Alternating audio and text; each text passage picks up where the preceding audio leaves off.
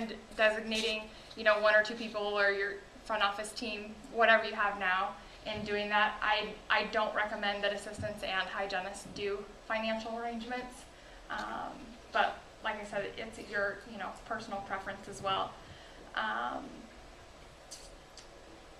Handoffs. This is key in doing financial arrangements. We use route sheets in our office. I don't know if does anybody else here use route sheets or any type of sheet. Those are great because it lets us know what we write on there. Our assistants or hygienists write on the bottom of the route sheet is today, what was done today, what their next visit is, and how many units is needed. So when our clinical team puts in treatment in the back as the doctor's talking and is typing in notes and a treatment plan, when they're done with going over that treatment plan, it prints to us right away up front, and then we do the financial form for it. But obviously we don't know, how much time the doctor needs or anything, so that's written on the route sheet, so then we can just cross-reference when we're scheduling the appointment with the financial form. It's key to get that treatment plan up front as soon as you can, just because if there's any, insurance stuff that needs to be checked on, if you do take assignment of benefits, or does anybody not take assignment of benefits here? Okay, so everybody is doing that. So it's just a lot, very helpful if you get that treatment plan up front as soon as you can to get started on the financial form. We talked a little bit about where does it start. Definitely clinically. I recommend cross-training anybody that does financials clinically. If you do have gals up front that don't like blood, that don't like saliva, that don't like to look in mouths, which there are a lot, I recommend, I have a dental assisting textbook that I have, that I recommend to people and have them read it cover to cover. It just explains clinical procedures in detail, tooth numbers, everything. So it gives them a good idea of what is going on clinically back there. So they, can answer simple questions about clinical stuff. There's always clinical questions when you come to financial. Does anyone have Casey, patient education?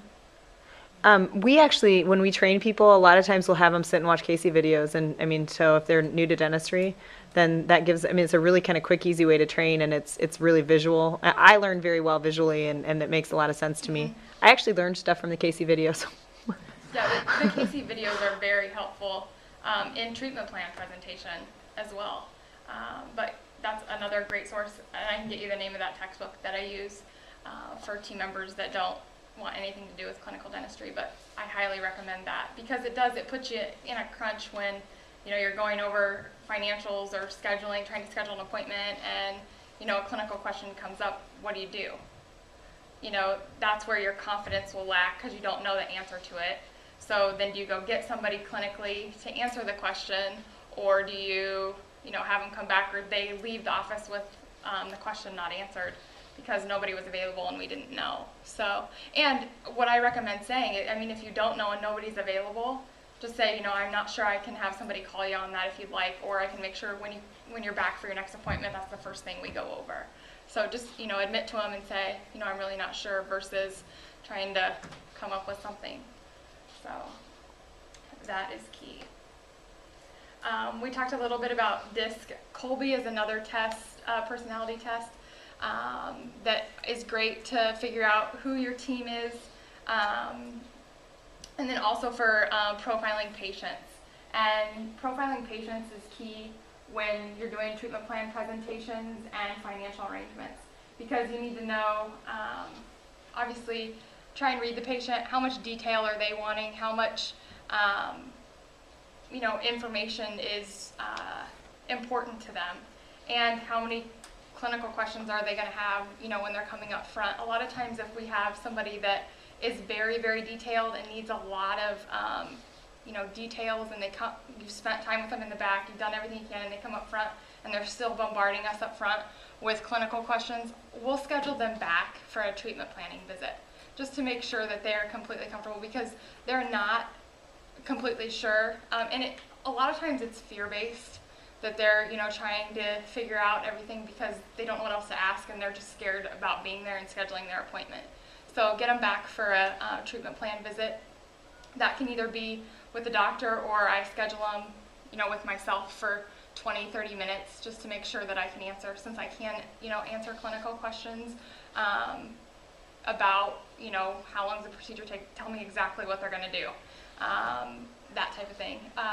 Recently, we've had a lot of, there's been, this talk about biocompatible and everything's healthy and organic, and a lot of patients want to know exactly every single thing that's in that composite material, every single thing that's in that impression material or anything. And so those are definitely cases that I either call back or have them come back, and so I can get the information ready. Or tell them to go away. them.